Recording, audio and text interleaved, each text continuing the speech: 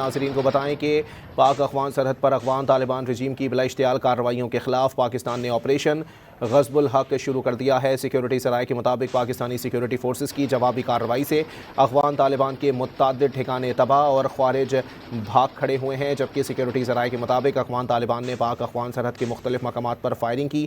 پاکستان کی security forces نے جواب میں ناؤگئی سیکٹر، باجوڑ، تیرا خیبر میں بھرپور جواب دیا۔ چترال سیکٹر پر افغان طالبان کی چیک پوسٹ کو پاکستانی سیکیورٹی فورسز نے نشانہ بنا کر تباہ کر دیا۔ پاک افغان سرحد پر محمد میں گڑسال سیکٹر میں پاک فوج کی بھرپور جوابی کارروائی جاری ہے۔ پاکستانی سیکیورٹی فورسز نے افغان طالبان کی چیک پوسٹیں تباہ کر دیں اور مزید 3 طالبان جہنم واصل کر دیے۔ سیکیورٹی ذرائع کے مطابق سیکیورٹی فورسز نے باجوڑ میں افغان طالبان کی 2 چوکیاں تباہ کر دیں اور افغان طالبان رجیم کے 30 اہلکاروں کو ہلاک کیا ہے، جس کی مصدقہ اطلاعات بھی جاری کر دی گئی ہیں۔ سیکیورٹی ذرائع کا کہنا ہے کہ افغان طالبان نے کوڈ کاپٹر کے ذریعے پاکستانی سیکیورٹی فورسز کی چیک پوسٹوں پر حملے کی ناکام کوشش کی۔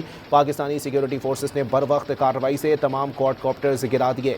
پاکستان کی سیکیورٹی فورسز کی جانب سے چھوٹے اور بڑے ہتھیاروں کے ذریعے گولہ باری جاری ہے۔ ڈرونز کے ذریعے بھی چن چن کر افغان طالبان رجیم کی پوسٹوں کو نشانہ بنایا جا رہا ہے۔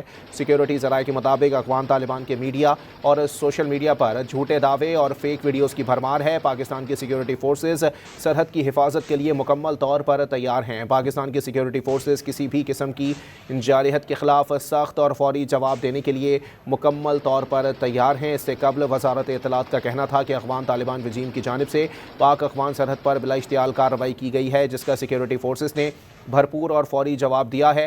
ایکس پر جاری بیان میں وزارت اطلاعات کا کہنا تھا کہ افغان طالبان نے غلط اندازہ لگاتے ہوئے خیبر پختونخوا میں پاک افغان سرحد کے متعدد مقامات پر بلا اشتعال فائرنگ کی، جس کا پاکستان کی سیکیورٹی فورسز کی جانب سے فوری اور مؤثر جواب دیا گیا۔ وزارت اطلاعات کے مطابق چترال، خیبر، محمد کرم اور باجوڑ کے سیکٹرز میں افغان طالبان فورسز کو سخت جواب دیتے ہوئے بھاری نقصان پہنچایا گیا ہے۔